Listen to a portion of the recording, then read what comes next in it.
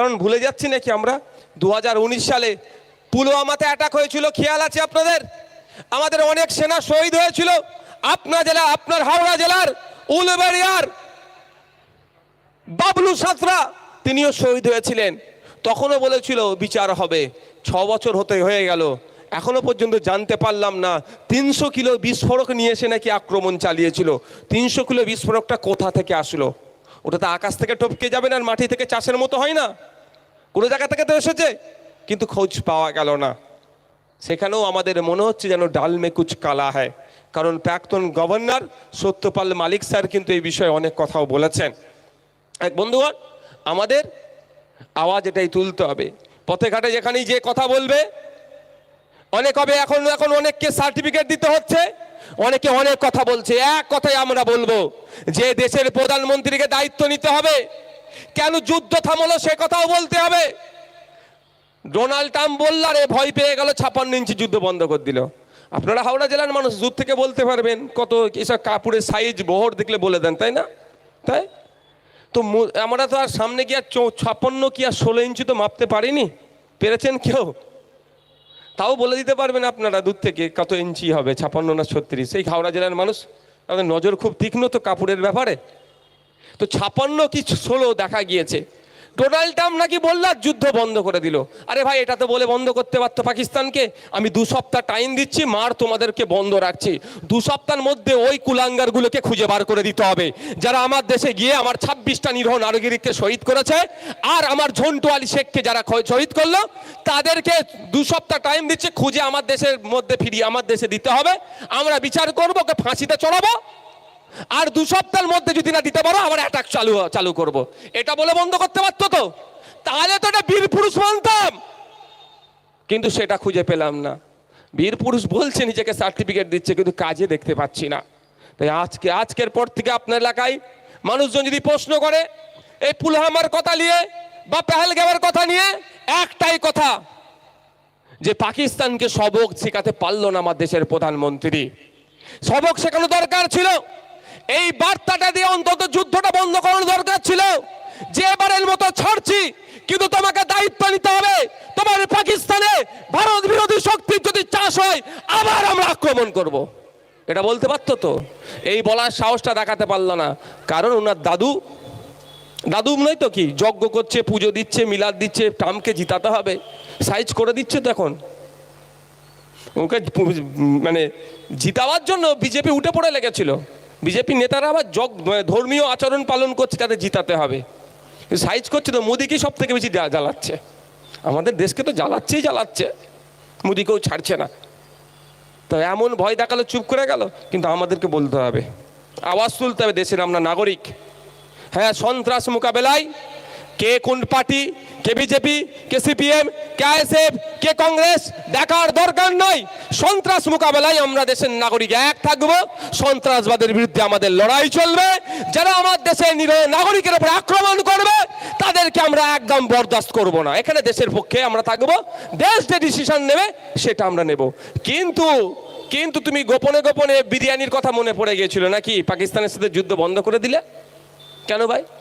ও পাকিস্তানের বিরিয়ানির খোঁজবো নাকে চলে এসেছিল নাকি? যুদ্ধ করলে আর বিরিয়ানি দেবে না? এগুলো আমাদের প্রশ্ন করতে হবে ভাই।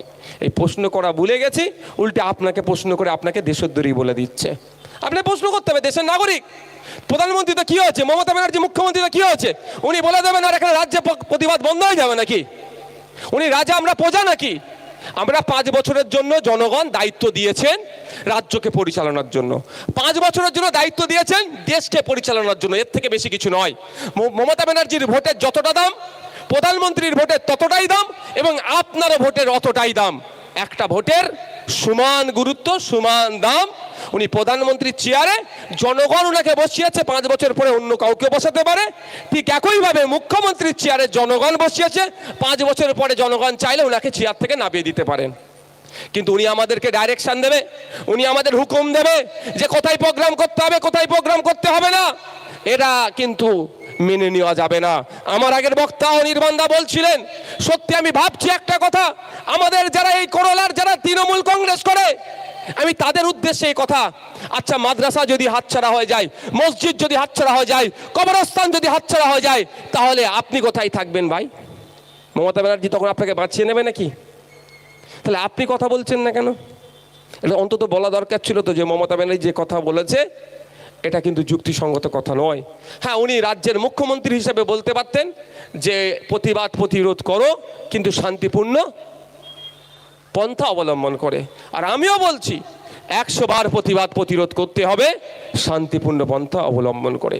আপনাদের বলি, কেন মমতা ব্যানার্জি আমাদের রাজ্যের প্রোগ্রাম করতে বারণ করছে? কি মনে হয় আপনাদের? কি মনে হয় আপনাদের? এটা একটা বড় রহস্য আছে। রহস্যটা এটাই, মমতা ব্যানার্জি কখনোই চাই না দিল্লির বিজেপি দুর্বল হোক, আর দিল্লির বিজেপি কখনো চাই না মমতা ব্যানার্জি রাজ্যে দুর্বল হোক। যদি সত্যিকারের অর্থে দিল্লির বিজেপি চাইতো, এই শুভেন্দু অধিকারী যতই চিৎকার করুক না কেন, ও মমতা ব্যানার্জি ভালো করে জানে আমি একবার দিল্লি চলে যাবো, এদের চিৎকার বন্ধ হয়ে যাবে। বুঝতে পারছেন? এরা যদি দিল্লি চাইতো যে আপনার মমতা ব্যানার্জির দলকে ঠান্ডা করে দেব, তাহলে যা দুর্নীতি এরা করেছে, পুরো ক্যাবিনেটের মিনিস্টার পুরো কোথায় থাকতো বলুন তো? জেলের মধ্যে থাকতো। কিন্তু এরা চাইবে না। এরা হিন্দু হিন্দু ভাই ভাই করছে না শুভেন্দু অধিকারী, ও ঘোড়ার ডিম, ওনার আর কোনো জায়গা নাই, সব জায়গা শেষ। মাদ্রাসা মসজিদকে অনেক গাল দিয়েছে, মুসলমানদেরকে অনেক গাল দিয়েছে, ও দেখছে আর হচ্ছে না, এবার হিন্দু হিন্দু ভাই ভাই। যদি হিন্দু হিন্দুই ভাই ভাই হয়, তাহলে প্রশ্ন করুন ওনাকে যে তিলোত্তমা কলকাতা আরজিকর হসপিটালে যাকে খুন হতে হলো, তার ধর্মীয় পরিচয়টা কি ভাই? মুসলমান? তা তো হিন্দু। আমরা ধর্ম থেকে প্রতিবাদ করি না, আমরাও প্রতিবাদ করেছি, অনেক প্রতিবাদ প্রতিরোধ করেছি, এখনো করে যাচ্ছি, কিন্তু তার এখনো বিচার হলো না কেন ঠিক করে? কেন বলছি ঠিক করে হলো না? সিবিআই কোর্টে রিপোর্ট দিচ্ছে, যেই দিনকে তিলোত্তমাকে খুন হয়েছিল ওই দিনকে ওই করিডোরে 54 জন যাতায়াত করেছে, কিন্তু 54 জন কে যাতায়াত করেছে সিবিআই চিনতে পারছে না। হতে পারে দিল্লির সিবিআই আমাদের মানুষকে চিনতে নাও পারতে পারে, হতে পারে ভাই, কিন্তু ওই 54-55 জনের ছবি তো ফেসবুকে আপলোড করে দিতে পারতো সিবিআইয়ের পেজ থেকে, ওদের ওয়েবসাইট থেকে, বিভিন্ন মিডিয়াকে দিতে পারতো তো, সোশ্যাল মিডিয়াকে দিতে পারতো তো, বিভিন্ন পত্রিকায় ছবিগুলো পোস্ট করতে পারতো তো, যে এই 54-55 জনের নাম ঠিকানা একটু বাইরের পরিচয় যদি দেখে সিবিআই দপ্তরে যোগাযোগ করতে পারতো তো ভাই। এখানে যদি একটা চুরি হয়, আপনারা চিনতে পারছেন না, সেক্ষেত্রে কি সিসিটিভি ফুটেজটা পাবলিক করে দিই না আমরা? ভাই এটা দেখো তো, খেয়ে চিনতে পারা যায় নাকি? তাহলে ওই রকম ভাবে তো পারতো।